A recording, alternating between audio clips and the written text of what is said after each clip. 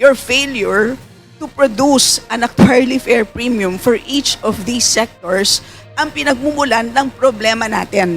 You don't know how to run a health insurance program.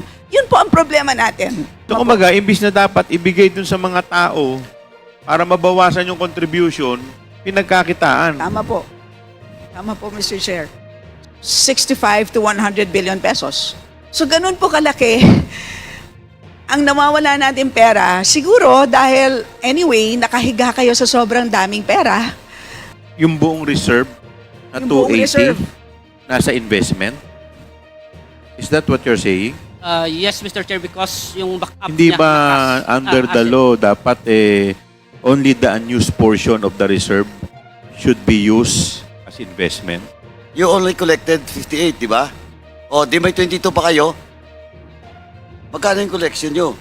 Because we are adopting the accrual method, Mr. Chair, in our financial report, And Mr. then, magkano Chair. talaga yung collectibles sa DBM for 2023-2024? Again, 2023 pag-usapan, 80 ang GAA natin.